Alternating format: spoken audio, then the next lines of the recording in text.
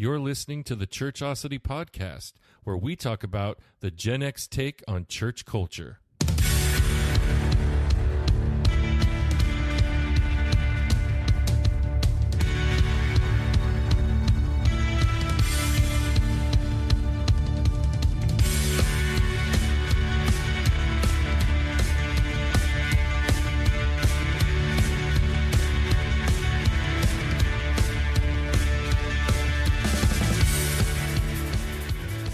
What it is, what it shall be, what it was. What's going on, everybody? Welcome to another episode of the Churchosity Podcast. My name is Heath Brady, and I am your host. My name is Andrea Brady, and I'm your co-host. We're just a couple of Gen Xers giving our perspective on church culture.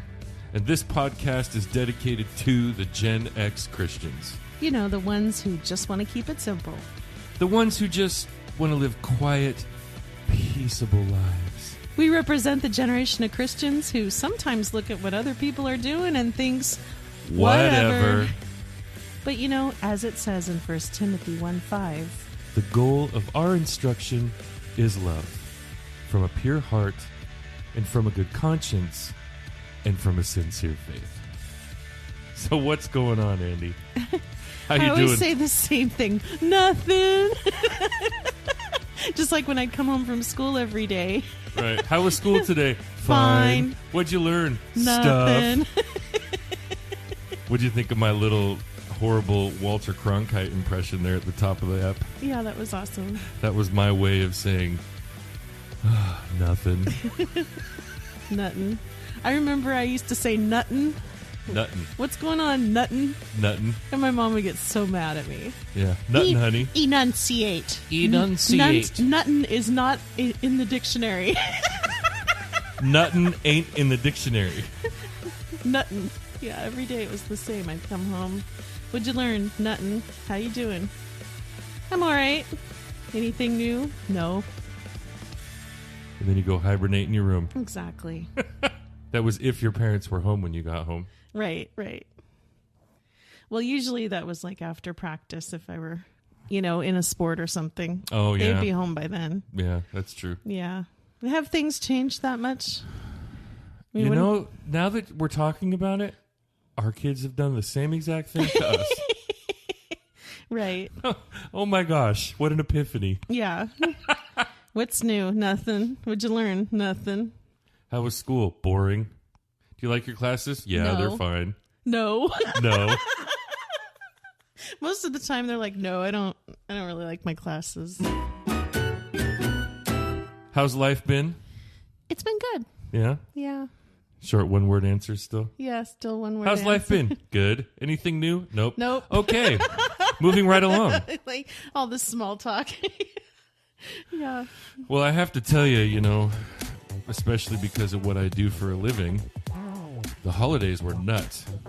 Like Christmas and New Year's were just nuts. Yeah, very busy. In the church, that is a busy time of year. It really is, yeah. And the last couple of weeks have not really slowed down, I would say, but it's been just kind of... Has it slowed down? Slown down. That's a good word. We need to... Let's coin that phrase. It's slowed down. Life has not slowed down. Okay. You can tell which side of Wallingford I grew up on. Sorry. Well, like I said, my mother with her dictionary. Yeah, no doubt. Slowed. Your mom does that to me still to She this still day. does that. That is so funny. She has But a- as I was saying, Yes. work hasn't necessarily slowed down. But it's definitely not as nuts as it was just a few weeks ago. So it's been nice to start the new year and the last few weeks doing the ministry and doing new stuff. It's been cool. Yeah. Working with the kids. Yeah, the kids and the youth and recruiting volunteers and stuff. It's been cool. Yeah. It's been good times. Mm-hmm. Andy, talking about how our days go and how work goes and stuff like that, like we actually are having a conversation and authentically discussing how good or bad our days have gone and our work has gone and the week has gone and stuff like that. Yeah. It's funny how now as an adult, looking back, we didn't have those kind of conversations with our parents. Yeah. I mean, I kept it simple. Unless there was something really, really wrong. Yeah, but did you ever really tell your parents there was something really, really wrong? Only if it was medical. Well, Take me to the hospital. right. But other than that, you brought up a really good point that nothing's really changed. That the kids do to us what we did to our parents. Yeah. Very short conversations. I mean, I can think of 2 times when I actually, as a teenager, went to my father and asked him for advice. Wow. I know. He must have felt like $1 million because I'm still waiting for that day. It would be so awesome if my kid just came up to me and was like, Mom, I need your advice. I would think I might faint. Well, the oldest does that. Our oldest does that from time to time. That's true. I meant as a teenager. Oh, as a teenager. I can't envision that. I mean, yeah, as you get older, I think definitely in your 20s and for sure by your 30s, you're going to your parents and asking them for advice. Or at least you should. Yeah. Because adulting stuff. Things like, Mom, what's the difference between comprehensive insurance and liability only? And if you don't know that, you better go Google it. Or ask your parents. Yeah, ask your parents right now. Oh, that's funny. Mom, I'm not very good at filling out my taxes. Could you do it for me? That's my lame attempt at a Dana Carvey impression. Yeah, that's a funny one. Yeah. I'm not very good at talking with landlords. Yeah, that was it. Could you do it for me? Yeah. We love Dana Carvey. Yep. He's a good comedian. He's a boomer.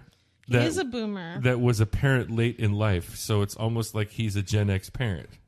He's a boomer who's a Gen X at heart, kind of. Yeah. Because he had many popular characters in the 80s. That's very true. So. What was your favorite one of Dana Carvey's characters from the old SNL days? I don't know. Oh, gosh. I mean, there's so many to think of. I mean, everybody remembers Garth from Wayne's World. Well, yeah, I think that was probably it. Mine was a church lady. It's like iconic. Church lady. No. It was so offensive. Nah. How could you?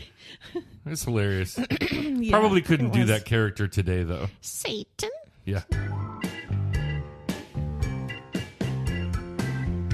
So, honey, what's on your mind tonight? You have anything that's weighing on you? Weighing on me? I always have things that are weighing on me. He's like Atlas with the world on his shoulders. Oh, gosh. Totally. There are some days where it feels like that. No, I wouldn't say that there's anything that's like weighing on me, but especially because I work in youth ministry. Mm-hmm. And I've parented 5 youths. Yeah. There's this thing, this like trend that I've noticed. And I don't know if you've picked up on it. So if you haven't, then that'll just confirm for myself and our audience that I am in fact weird. But why is everybody in a funk all the time? Everybody or like kids these days? The kids these days, the Gen Z. Like, it seems like there's always something the matter. Yeah, I've noticed that too. So I'm not crazy. No. I mean, I can kind of confirm that from the talks that I've had with our youngest. Yeah. Mm-hmm. I mean... But the thing is, if you ask them what's wrong, they'll say nothing. Nothing. But they really don't know what's the matter. Yeah, that's the weirdest part about it. Like, I had a conversation with a teenager not too long ago. And they were telling me how if you ask your average teenager today how they're doing, yeah, they'll tell you either fine or they'll actually tell you that life kind of sucks. Mm-hmm. Like something is the matter. Mm-hmm. But then when you ask them, well, what's up? Tell me what's going on. They will tell you, I don't know. I honestly don't know. I just know that I'm not okay. Yeah. It is the weirdest thing. And a lot of people that I have had conversations about this with have tried to blame it on COVID. They've tried to say, well, we locked our kids up for 18 months and yada, yada, yada. But this was a problem before COVID. Yeah. I think it's worse since COVID. Well, I don't think that quarantine and masking and covering half your face and not interacting with people has certainly accelerated the all things are the matter all of the time movement. Right. But, I remember before COVID, pre-COVID, noticing this, like with our kids and being like, is everything all right? Yeah. Like, it was just weird how teenagers were just in a funk all the time. Yeah. Well, I think it could some of it is a teenage thing. Back when we were teenagers, we all had our thing. We all had a problem. We all had an issue. Just look at Breakfast Club. Oh. It took detention on a Saturday for them to all figure out what their problems were. Or at least figure out how to communicate about them. Yeah. But here's the thing, though. Now, this is a really interesting point. Mm-hmm. And I'm really glad that you went there with that movie. In case you're wondering, ladies and gentlemen, we are referring to the infamous John Hughes film, The Breakfast Club. Each one of those characters, everybody likes to, and I like talking about that movie from this angle as well, but everybody typically talks about The Breakfast Club as these are several different types of people. Yeah. Several different people groups, several different cliques that existed in the public high school world in the 80s. Yeah. And all of that is very true.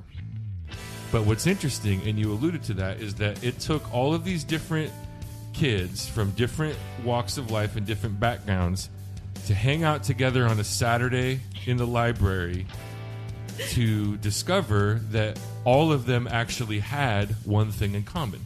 And what was that? Well, they're all the same age. They all are a little bit insecure about something, and they all have their issues. Yeah, they all had issues. Right. But their issues were actually issues. Mm-hmm. True. Like, they were actual issues. Mm-hmm. So you had Judd Nelson's character, which was Bender. Oh, yeah, Bender. Who is my favorite character in the show. And he came from a broken home, and his dad was a drinker and smacked him around. Yeah. You had Emilio Estevez's character, who was the wrestler. Right. And his dad was constantly pressuring him. And he got into trouble at school and got sent to Saturday school. And the only thing that his father was concerned about was how Saturday school might not get him some looks from the colleges now. Oh, man. And then you had Molly Ringwald's character, Claire, who was the preppy popular girl, who was extremely insecure. Well, I think her issue was that she had to go along with the crowd even when she didn't want to. Because she felt the pressure to stay popular and to be popular. Exactly. Yeah. And then you had Ali Sheedy's character, who was like the neurotic kleptomaniac pathological liar. Right. And then you had Anthony Michael Hall's character, who was the nerd. He was the nerd, Yeah. And he got in trouble and was sent to Saturday school because as a result of him constantly being picked on, he brought a gun to school. Oh, my gosh. So, like, each one of these characters legit had something in their lives that really was authentically the matter. Mm-hmm. And so when you think about that, do you think that, this is back in the 80s. Right. We had stuff, we had insecurities. I know that I did, especially because most of us were latchkey kids. Yeah. How in the world were we supposed to figure out life when our parents were never around? Right. And then, of course, the last people that we wanted to talk about our problems with was our parents. Yeah. We talked about them with each other. True. But it would have taken something like a Saturday school, even with people that we knew. Yeah. Because I had people that I palled around with, but I didn't talk about my life with them. No, I didn't really open up with anybody about my problems. I think part of our generation, what we did was we stuffed it and we self-medicated. And we just got over it somehow. We got into music, we got into movies, we got into sports, we got into clothes, we got into, you name it. You know what's funny it's really not too much different today. Well, and I think, we've talked about this on previous episodes that because maybe we might have been neglected a little bit as teenagers and as children, we want to do everything that we can for our kids these days, and to have them come home and have issues, we're kind of like beside ourselves, like, because we can't comprehend what on earth is really the matter. You've got the world in your, the world is your oyster. It's right there. Everything, there's nothing wrong.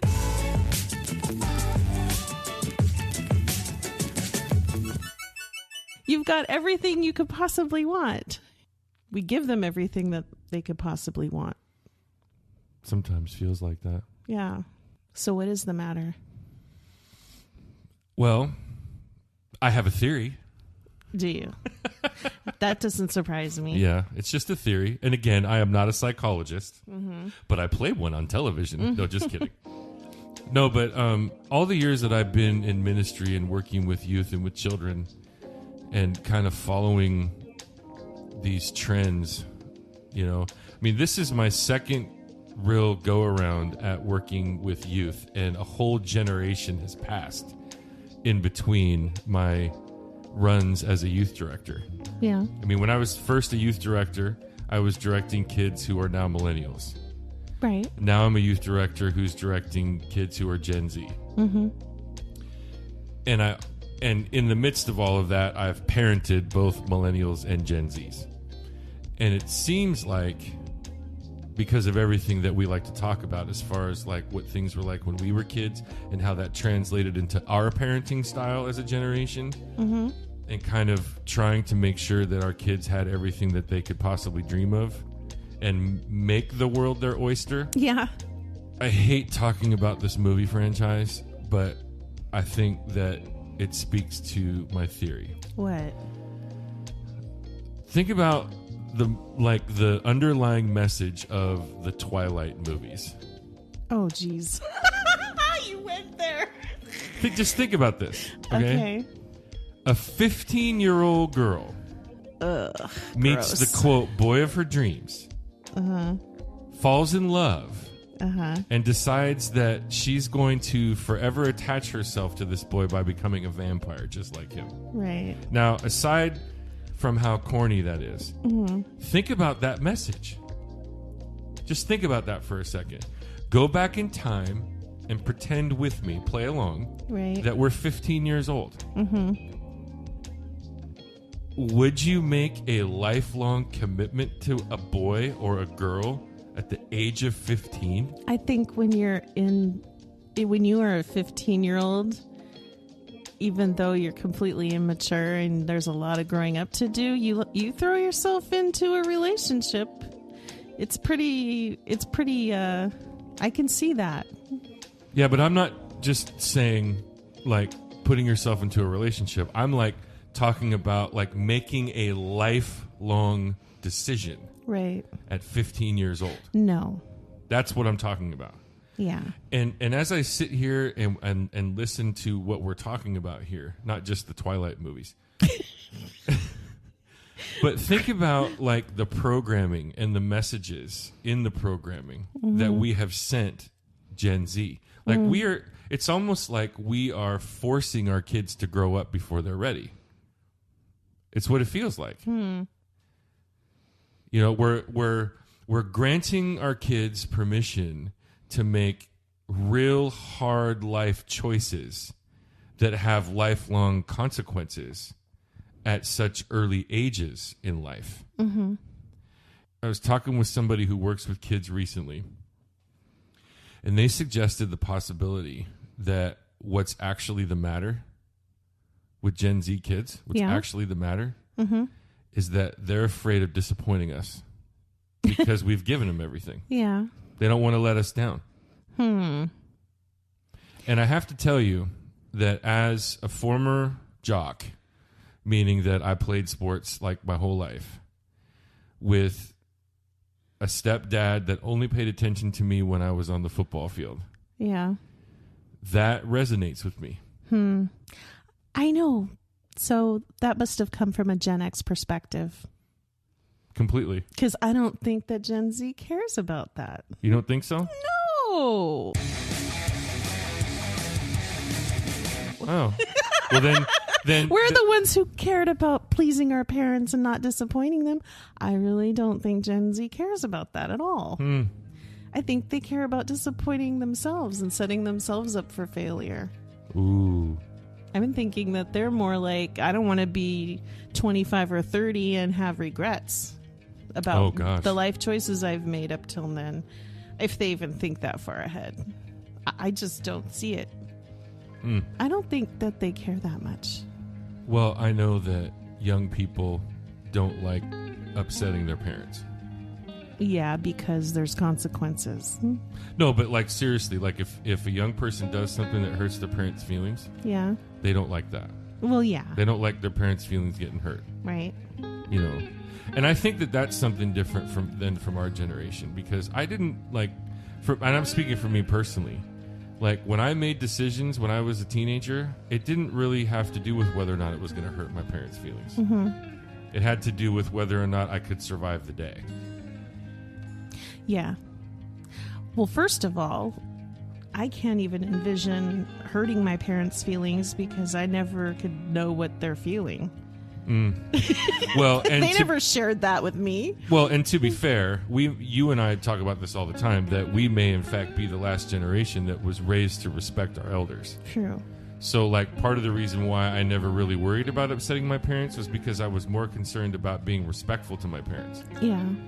You know, opening doors for my grandmother, helping my mom out of the car, you know, that kind of stuff, and not sassing my parents. No. You know, there's a lot of sass in the world these days. Yeah, there is. There's a lot of sass. We got a lot of sassy pants around today. Mm-hmm. It's kind of ridiculous. Yeah. But, you know, I don't know. Those are just conversations that I have because I work in the ministry, and, you know, I like to ask people, you know, what's your take? What do you think? What do you see? What do you hear? And, you know, that's unfortunately the consequence of not, you know, doing the research, you know, to find out. In fact, my master's degree is not in psychology. Right. But I work in ministry. Well, I have heard that there's been studies done that show a correlation between screen time and depression. Yes. That is a great point. So, I mean, I can't quote what study that is, but we've all known this for years, that our kids, I mean, think about it. When our kids were little, we were told no more than 1 hour of screen time. I remember that. I remember when they were deal. little, and like, especially like around the Nintendo 64 era when Mario Kart was out. And I remember like child psychologists warning parents about not allowing their children more than an hour a day of staring at a screen because it hindered their development. Yeah, exactly. So I was really careful. I mean, I know my kids liked watching PBS Kids, so I would monitor, okay, are we going to watch Clifford today, or are we going to watch Arthur, or, you know, and then, you know, I was very careful about not going over that because I wanted to make sure I was being responsible as a parent. Right. But then the iPod Touch. And then it was over. I mean, you know, kids were getting the iPod Touches. And it was becoming a thing. And then they started getting smartphones. And then it was kind of, you know, a free-for-all. And what's interesting is that all of those companies that manufacture all of the smart technology with screens, they all come with a setting on there for parental control of limiting screen time. True. And like nobody does that. Yeah. I mean, I'm sure a few of you out there do it. But. I personally know of 2 parents that do that with their kids. And those are some of the most angry, bitter children. I remember buying our youngest 2 kids a Nook so that they could read books on their screen. What is a Nook? On a tablet. It's like a little iPad. It's like a thing. Kindle.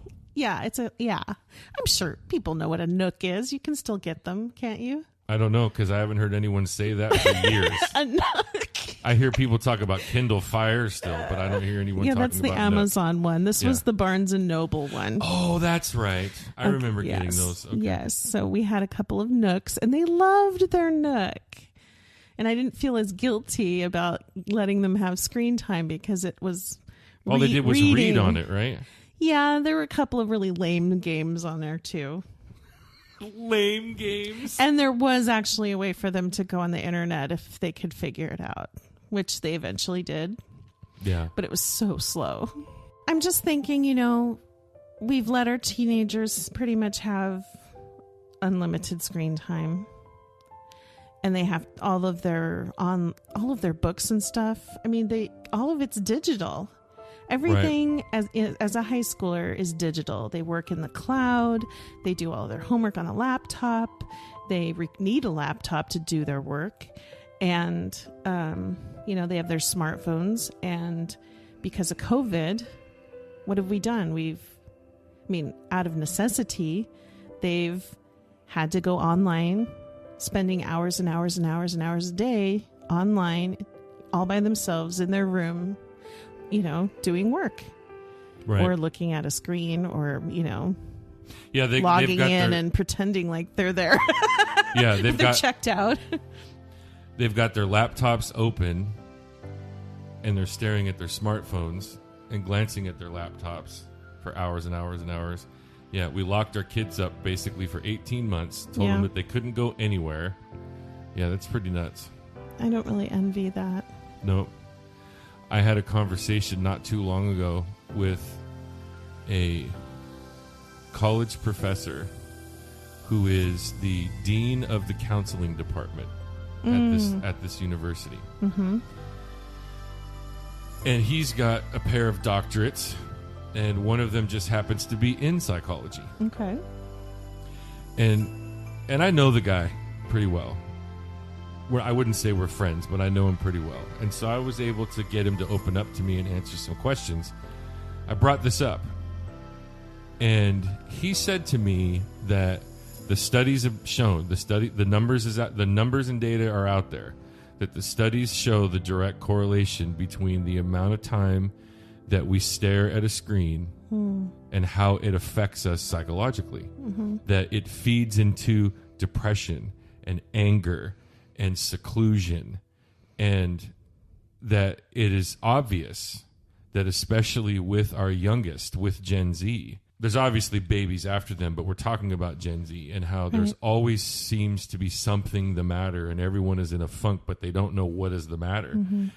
It's obvious to me that there is a direct correlation between those two things. Yeah. That the amount of time, think about it. If you're between the ages 10 and 25, let's say, mm-hmm. you have access to your entire life on a screen. And on top of that, you also have access to all forms of entertainment. Yep. On that same screen that you carry around in your pocket. Mm-hmm. And I'm not just talking about, Facebook. I'm talking about Instagram. I'm talking about Snapchat. I'm talking about TikTok. I'm talking about everything, and now, especially if you're a gamer, there's Discord, which is another way to stare at your screen all day and text back and forth with people about stuff. So pretty much you are what you eat. Yeah. Yeah, there's a problem with your eyes staring at a screen for, 8 hours a day or more. I'm sure it's not the best thing for your eyes. But it's also about what you're looking at and feeding your mind with. So basically garbage in. Yeah, garbaging. Garbage out. Yeah. It's not like they're sitting there reading their Bibles on their laptops for 8 hours a day. Although that would be really nice. Would we scold our children if we found out that they were staring at their computer screens 8 hours a day, or staring at their smartphones for 8 hours a day, and they were reading the Word of God? Yeah. Honey, it's time to turn off your laptop. You've gone over your allotted time. Oh, but Mom, I'm reading the Bible. That would be so awesome. Then I would definitely think that I had taken the blue pill. Yeah. Yes. Right. You've been living in a dream world. Yeah. But, you know. But the reality is, how much time are they spending in the Word? you know, maybe we should do an episode in the future about the direct correlation between how much time we spend in the Word actively and the chaos of our life. Yeah. I mean, we're supposed to be continuously being fed. Right. What's that verse? That's in Colossians chapter 3, I believe it is. To let the words of Christ richly dwell within you. Mm-hmm. And the correlating verse is in Ephesians chapter 5. To be filled with the Spirit. Mm-hmm. You know, that we allow the words of Christ to richly dwell within us and to continuously be being filled with the Holy Spirit. By reading. By reading mm-hmm. the Word of God. Yeah. I mean, again, I'm not a psychologist, but it doesn't seem like there's really anything the matter. No. You know, I just think about, like, one of our favorite shows of all time. Yeah. Is Lost. Oh, okay, yes. I mean, forget about whether or not the ending of the show sucked. I was okay with it. Well, I had to watch it 3 different times to finally get to the point where I was okay with how it ended. Yeah, I think they rushed it. Yeah, there was at least another 1 or 2 seasons of that show left, for sure. The problem with Lost in general is that it's not one of those shows that you can just start watching in the middle of the series. Yeah, of the series, because you really don't know what's going on and nothing makes sense. Because if you try watching the show in the middle, you'll get lost. Yeah. See what I did there? Yeah.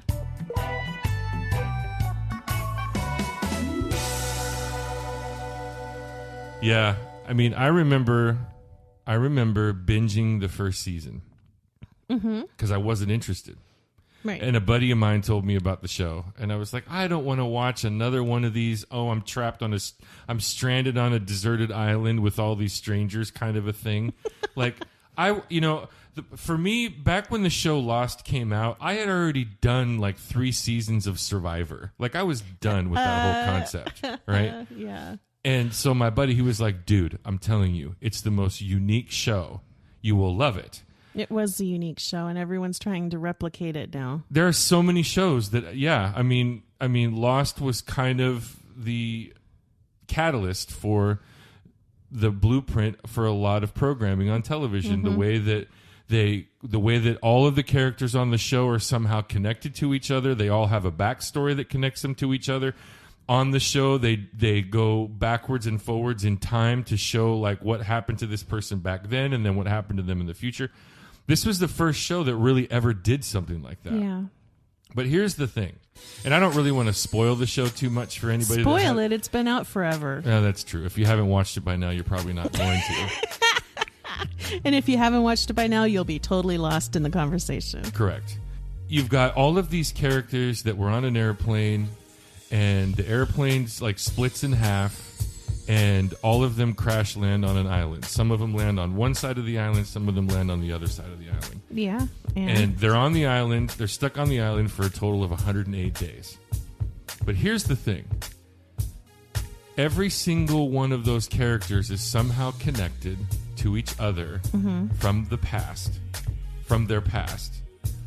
And their backstories show you that they all had something authentically wrong in their lives. And they were working it out. And they were working it out on the island. So it was like a purgatory. Well, and I guessed from the pilot episode, the island is a snow globe. Okay. It's totally purgatory. Right. And it turns out that I was right. Mm-hmm. But, these people, I mean, obviously it's Hollywood and it's fictional and everything, but these people had like real authentic issues in their lives. Right. That were from their childhood or their teenage years or young adulthood or whatever. They all had something that was authentically the matter. That was one of the quotes in the show. Exactly.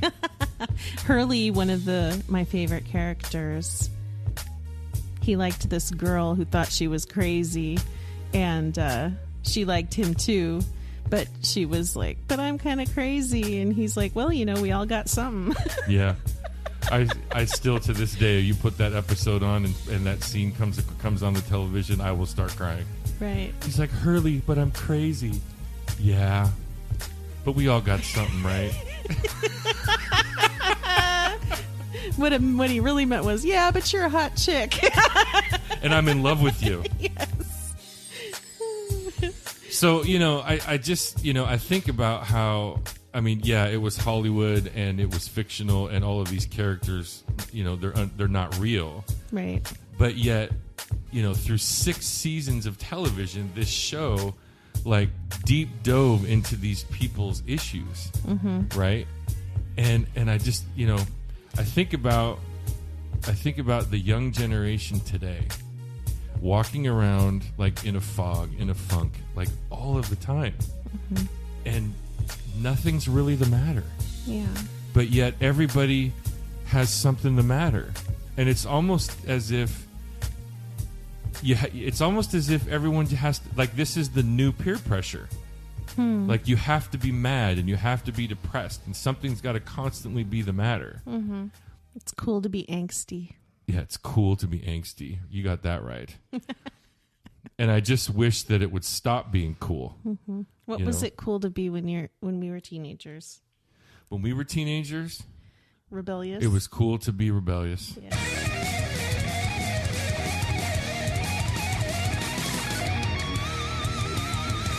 That's why Bender's the best character on Breakfast Yeah, Club. he is. He's the best. Yeah. Just picture that infamous scene at the end of the movie where he's walking across the football field and the Simple Minds song comes on. Don't you forget about me. And what does he do?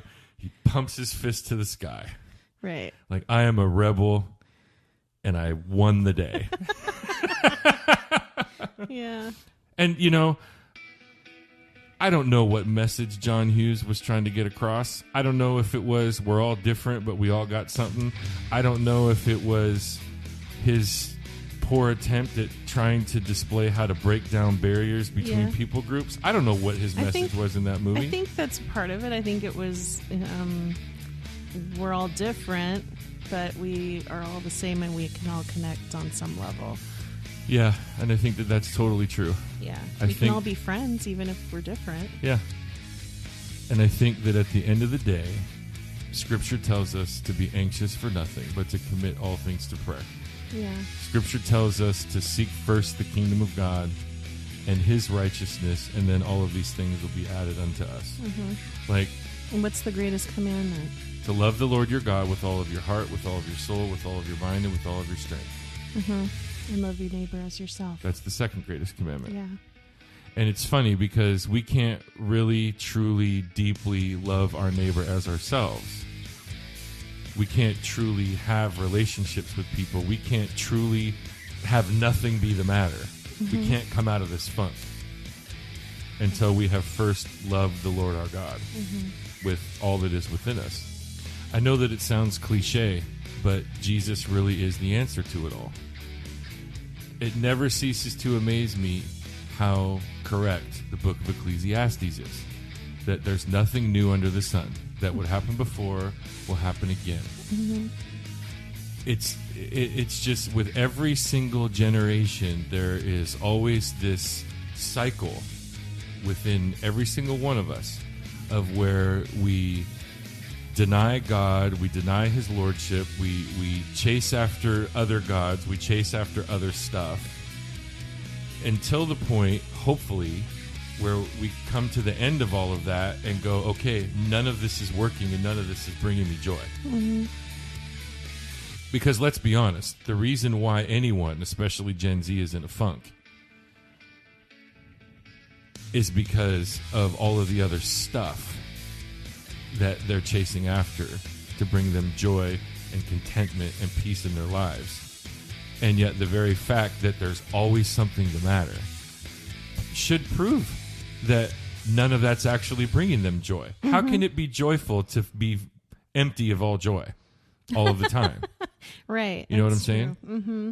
But just like with our generation, our parents' generation, the generation before that, you go all the way back to the dawn of man and woman, all the way back to the garden. We know that there has to be something more than what is right in front of us. And instead of seeking God, seeking his kingdom, we chase after what is appealing to us, like right in front of us. Mm-hmm. Since the garden, we've been tempted with the lust of the eyes, the lust of the flesh, the boastful pride of life. The next generation's version of all of that is that it is cool and acceptable to have something always be the matter. You can't just have a happy, normal life. Mm-hmm. And since everybody does, in fact, got something, Yeah. I think that it's safe to say that in an effort to keep it simple, we take that something, whatever it is, and even the possibility that we don't know what it is, we're just in a funk. Mm-hmm. And we give that to Jesus. Absolutely. Our generation just likes it plain and simple. We do. Our generation just is like, cut it to me straight. Like, give it to me straight. Tell me what is necessary so that I know what I need to do, and I'll get it done. Right. And rather than just continuously complicating the issue and, you know, trying to come up with this research and this numbers and this data and whatever, let's bring it back to the basics. Let's bring it back to what is simple. Mm-hmm. And what is, in fact, simple? You mention this all the time. What? The two greatest commandments. Love the Lord your God with all your heart, soul, mind, and strength. And love your neighbor as yourself. Exactly. And so rather than running to your neighbors to show them how miserable you are, find ways to love them. And the number one way that you can love your neighbor is to put the Lord first in your life. Mm-hmm. Ladies and gentlemen, especially if you're Gen Z and you're listening right now, and your head is in a fog, and you are in a funk, and you can't figure out what's the matter, or maybe you're a parent who can't figure out how to minister or serve your child who is always in a funk. Bring it back to the basics. Yeah. Start from scratch. Mm-hmm. Love the Lord your God with all your heart, with all your soul, with all your mind, with all your strength. Get in the Word, spend time with Jesus, let the words of Christ richly dwell within you, and at the end of the day, that will empower you to love others as yourself and ultimately to love your children. Demonstrate that love in their lives. Even on those days when you want to rip your friggin' hair out because you're so frustrated because nobody knows what's the matter. Remember the one constant. Remember on Lost, that one character, David Faraday? Oh, yes. Always talked about constant, having a constant. Yes. The one constant that we all can have is Jesus. And that's all we have to say about that. Thank you for tuning in to another episode of the Churchosity Podcast, the show where we try to give you the Gen X take on church culture. And thank you once again, as always, to my wonderful and amazing co-host. Aw, you're welcome. Be sure to follow us on all the socials, Facebook, Twitter, and Instagram. Our handle is @ChurchosityPod. Drop us a message and give us your feedback. We'd really love to hear from you. And if you're listening to this podcast on Apple Podcasts, please be sure to leave us a rating. 5 stars are always appreciated, but not required. And also give us some feedback on there. Leaving a rating and giving feedback not only helps to support the podcast, it also promotes it and helps make it easier for others to find the podcast. But also, keep telling your friends to tell their friends what we're doing here. Yes, tell a friend and let them be a part of the conversation too. But always remember that the goal of our instruction is love. From a pure heart. And from a good conscience. And a sincere faith. So we thank you once again for listening, and we'll catch you next time on the Churchosity Podcast. Peace.